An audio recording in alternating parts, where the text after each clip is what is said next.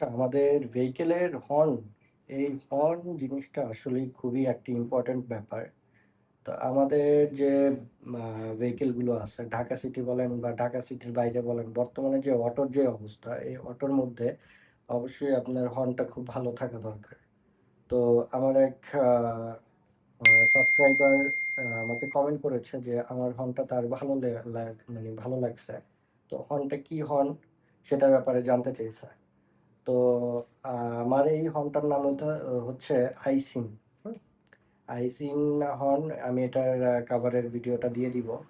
আর এটা ২ টা হর্ন কিনা, হ্যাঁ ভাই, এটা ২ টা হর্ন। আর এই হর্নটা হচ্ছে যে মানে খুবই একটা পাওয়ারফুল হর্ন। তো এটা আপনি ইউজ করতে পারেন। আর এই হর্নটা ইউজ করলে আপনার মানে সাউন্ড যে সুন্দর, এটা আপনি তো নিজেই বললেন, হ্যাঁ? মোবাইলে দেখেই আপনি বা YouTube এ ভিডিও দেখেই আপনি বললেন যে সুন্দর। তো অবশ্যই এটা যখন আপনি ইউজ করবেন, এর থেকে আরো আপনার বেটার মনে হবে।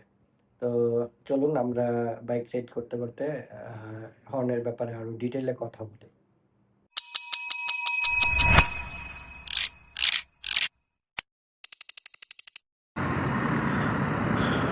তো আমার যে হর্নটা ইউজ করি এটা আইশিন মেবি নাম।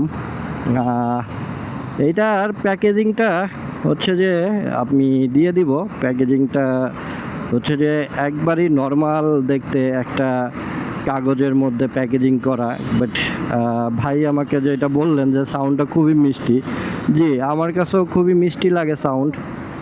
হ্যাঁ, এটা আসলেই একটা, এরা কি বাইক চালাইতে পারেন না নাকি? একদম বের হয়ে যাবে, কতক্ষণ বসে বসে ইয়ে করলো, টোকাইলো। আচ্ছা যাই হোক, আমরা যে কথা ছিলাম, হ্যাঁ আমরা আমাদের এই হর্নটা আসলে সাউন্ডটা খুবই মিষ্টি। আর এইটা আমি কিনেছিলাম মেবি ১২০০ বা ১৫০০, আমার সঠিক খেয়াল নাই। আর এটার সাথে ২টা হর্নই দেওয়া থাকে, আপনি ২টাই লাগাবেন। আর হর্নের ব্যাপারে কিন্তু ভাই হচ্ছে যে মানে আমি সতর্ক করি আগে থেকেই। আপনার হচ্ছে আমার কিন্তু পিপ হর্ন, হ্যাঁ এটা কিন্তু পপ না। পপ ইউজ করলে কিন্তু অবশ্যই আপনারা মামলা খাবেন, সেটা থেকে আপনাদের কেউ রক্ষা করতে পারবে না। এক, আর ২ নম্বর কথা হচ্ছে হর্ন লাগাবেন নিজ দায়িত্বে লাগাবেন, হ্যাঁ সাথে থেকে লাগাবেন। কারণ আপনি কিনলেন একটা, লাগাই দিল আরেকটা, তখন কিন্তু ঝামেলা। আর হচ্ছে আপনার জিক্সার বাইকে হচ্ছে যে আপনার আরেক সাইডে আপনার জায়গা থাকে না, একটা ক্লাম দিয়ে জায়গা করে নিতে হয়।